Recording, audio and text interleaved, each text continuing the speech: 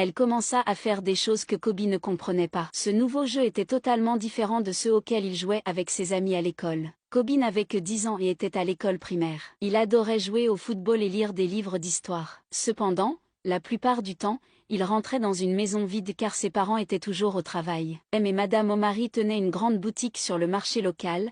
Il travaillait dur tous les jours pour gagner de l'argent et offrir à Kobe une bonne vie. Le bus scolaire déposait Kobe à la maison vers 15 h tous les jours et il restait seul à la maison jusqu'à 18 h. Quand sa mère rentrait du marché, il se plaignait un soir. « Je m'ennuie tellement de rester ici tout seul. Nous sommes désolés, Kobe, ce n'est que pour 3 heures. » Sa mère lui dit: « Nous devons travailler dur pour payer tes frais de scolarité et tes autres besoins. » Kobe comprenait, mais il souhaitait parfois qu'ils aient plus de temps pour lui. Un jour, Madame Omari eut une idée. « Kobe, » elle dit, « pourquoi ne pas demander à tante Mira, notre voisine qui habite à côté, de s'occuper de toi jusqu'à notre retour à la maison ?» Tante Mira était leur voisine, une femme d'une vingtaine d'années qui vivait seule. Elle était vieille fille, c'est-à-dire célibataire. Elle était toujours joyeuse et gentille. Les parents de Kobe lui faisaient donc confiance. « D'accord, maman. » Elle était très gentille et lui donnait souvent de petites friandises. Et avec son approbation, Kobe a commencé à rester chez tante Mira chaque fois qu'il revenait de l'école.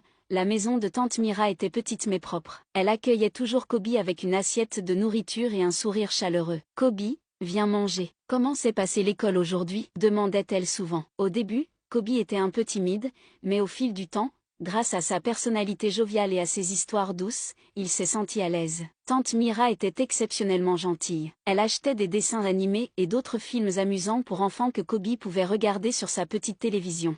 Finalement, elle acheta pour Kobe une console de jeux vidéo Game Boy, qu'il aimait tant. « Kobe, prends ça, c'est pour toi », dit doucement tante Miracle avec un sourire chaleureux sur le visage en lui tendant le jouet pour la première fois. Kobe était réticent et timide à le récupérer au début, mais elle insista, déclarant que « Kobe, tu es le petit frère que je n'ai jamais eu, je te donnerai tout ce que tu veux. » Kobe la remercia avec un cœur plein de gratitude en récupérant la Game Boy. Cependant, à partir de ce jour, les choses ont changé. Tout a commencé un mardi après-midi après que Kobe soit revenu de l'école alors qu'il était avec tante Mira. Elle a suggéré de lui apprendre un nouveau jeu. « Ce jeu est juste pour nous deux, Kobe.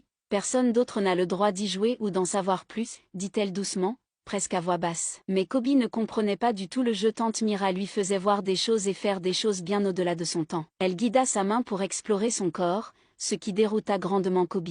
Encore plus déroutant pour Kobe étaient les sons que faisait tante Mira et ses expressions pendant qu'elle jouait à ce jeu supposé. Pendant ce temps, il l'interrompit en disant « Tante, je n'aime pas ce jeu. » Une expression inquiète et traumatisée se masqua sur son visage. « Ne t'inquiète pas Kobe, avec le temps tu finiras par apprécier ce jeu. »